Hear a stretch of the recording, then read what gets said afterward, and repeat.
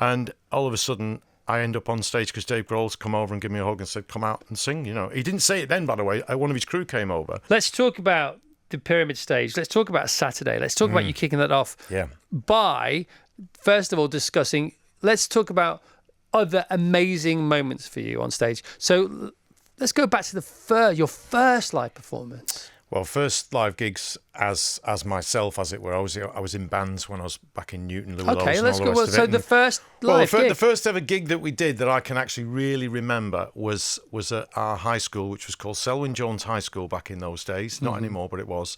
And we got to audition with two other bands, and one of the other bands had all the cool kids in it. Lovely lads, but they were the cool kids. You know, they were really good looking, good at sport, all of those things. And we were a bit nerdy, really. We were a bit in the middle ground of nothing, if you know what I mean.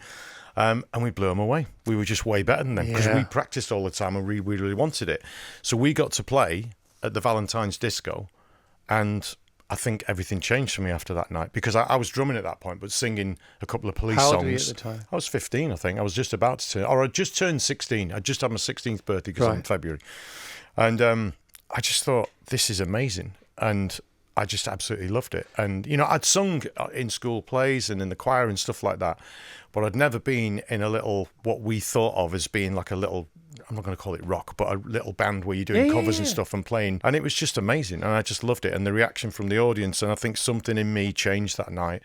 And even though I wasn't the singer at that point, and to be honest, I could have carried on being a drummer, I think. I think I would have... Well, you still love to get behind the kit. I love getting behind the kit. And you're at home behind the kit. I very much so. I just think it's... You have a drummer's mentality because you don't... I mean, you're quite comfortable being front and centre now, but you weren't always. No, I wasn't, no. And I think some people are born as front women, front men. They just are. Do you know what I mean? And I can't see Beyonce being on the drums somehow. Do you know what I mean? She needs to be at the front of the stage because that's everything about her DNA and everything. Yeah. And I think people are or they aren't. And I think I've slowly got more comfortable with it. But again, like we talked about before, because I'm more within myself, I think, these days than I was when I was a kid, I'm more able to have fun with an audience rather than be kind of slightly terrified by them. Do you know what I mean? Of course. And so, yeah, I still love playing drums and I love getting on the kit and, you know, but... How was the currency of cool that night? Did it pass from the cool kids? I got 5 Valentine's cards that year. I'd never had one before that.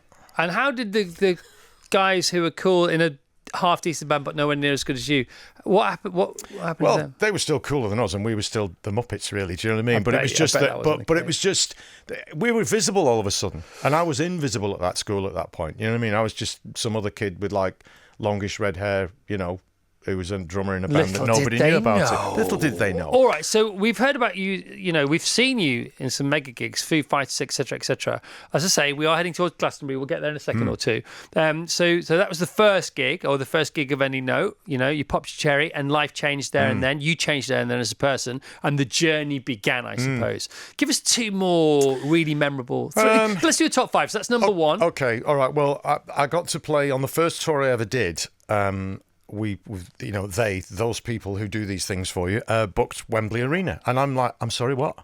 And they said 2 nights. And I'm like, excuse me? You know, it's like, because obviously I think people used to say, you know, hello Wembley was like a rite of passage, wasn't it? The moment you walk out and say hello Wembley, it's over, you've done it. And I don't mean the football stadium, by the way, which all the big acts seem to play these days, but because nobody played Wembley Stadium. That was something else. Wembley Stadium was like, it was just an oddity. Or nothing. Yeah. But Wembley Arena was like this sort of hallowed ground and something, you know. I didn't play Hammersmith until fairly recently, to be honest, which was weird. It just didn't come on the list, you know.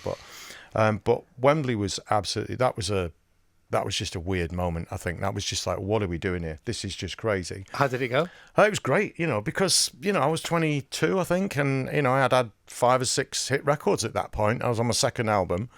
And it was just, but just bonkers. You know, you kind of think, who else has played there over the years? You know, another one is Radio City in New York, because going to America is something else anyway. It's just, I think from a music perspective, a lot of my favourite singers are from America, if I'm honest. A lot of people in R&B and soul and all the rest of it. And so going to Radio City is, I mean, I'm sure you've been to that venue at some point in your life. It's gorgeous. I've seen Aretha Franklin there.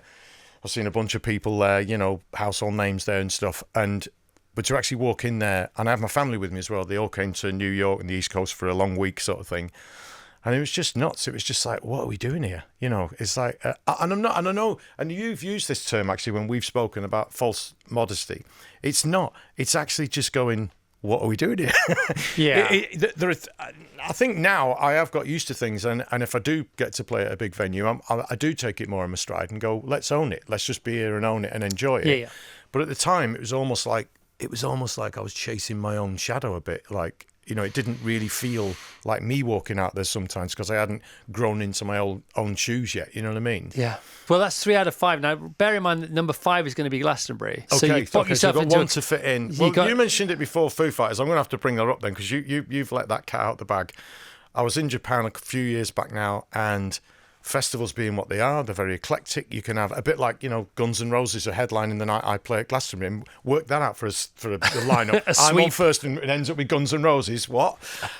So anyway, Foo Fighters were playing, and I'm a drummer at the end of the day. Somewhere in my DNA, I'm a drummer, and obviously they, you know, both of the drummers that have been in that band are just incredible, and some of my favourites and all the rest of it.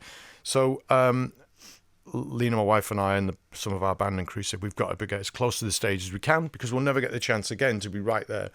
So we just stood right at the side of the stage, and I had a couple of beers. I was jet lagged because it was Japan, and all of a sudden I end up on stage because Dave Grohl's come over and give me a hug and said, "Come out and sing." You know, he didn't say it then, by the way. One of his crew came over, gave me a mic and said, "Dave wants you out front." So I went out. So he knew you were there? Yeah, because he gave me a hug. He saw me at the side of the stage. Right. And somehow they'd learnt Never Gonna Give You Up, and they jammed it in the thing so before because funny. they'd said, if we see him, we're dragging him on stage kind of thing. So funny, man. Not thinking that I would be probably stood by the side of the stage 20 feet away from them. So I ended up singing to 50,000 people with the Foo Fighters, a weird version of Never Gonna Give You Up, a wonderful version, by the way. And they loved it. It was just mad. It was proper nuts, you know. And I Did you have in-ears and all that? No. They're like proper, you know, rock and roll So and everything. And they have. fallbacks, I think some of the guys use in-ears sometimes, but they did have monitors. You on could stage. hear yourself. Oh, all I right, could though. hear myself. Yeah. But I mean, talk about out-of-body experiences. That was a bit weird. And if Right. you do catch it on YouTube, I'm not promoting them on, but if you do, there's quite a bit of swearing at the beginning of it because I just lost myself in that moment.